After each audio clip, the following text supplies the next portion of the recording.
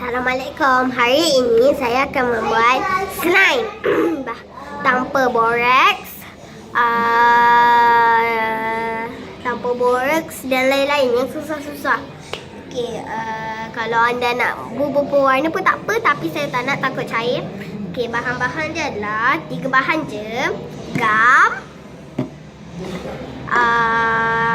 ubat titis mata dan sabun Enterbacks. Anda boleh guna apa-apa je. Okay. Alatan dia adalah pengaduk dan bekas. Okay, sikit solid. Jadi kita mulakan. Adik saya. Okay.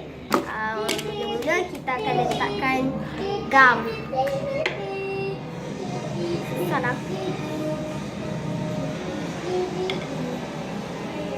Anda boleh letak beberapa yang anda nak je. Saya letak sikit je. And then step yang kedua.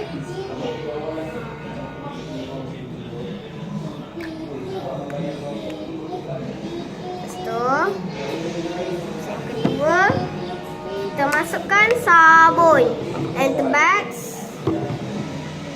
Ni gam, saya dah masukkan gam. Saya dah masukkan gam. Maaf ya saja.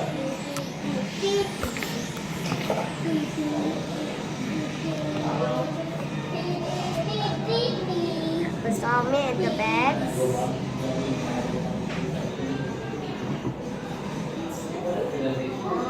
Oh.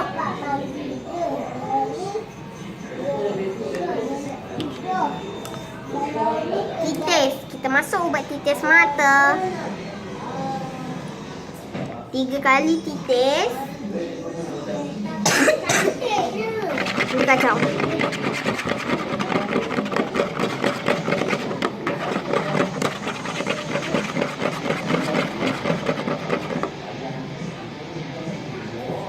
Dan nak jadi, anda akan kacau dia sampai dia mengumpal ataupun melekat bersama-sama sampai dia merata.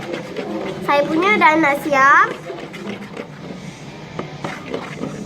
Anda boleh je letak pewarna.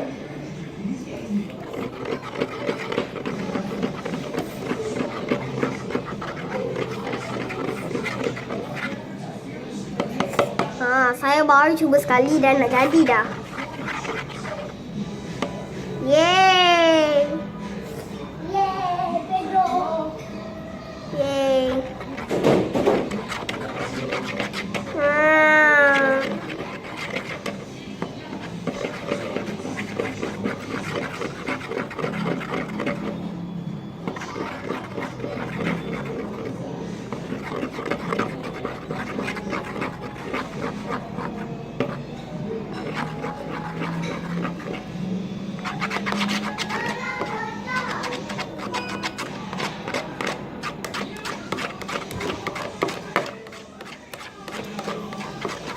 Dia akan jadi seperti ini.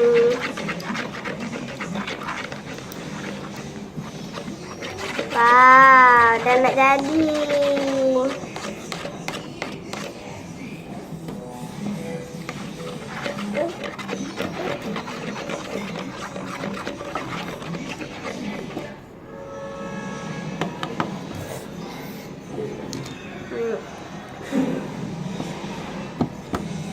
Dia akan jadi seperti ini.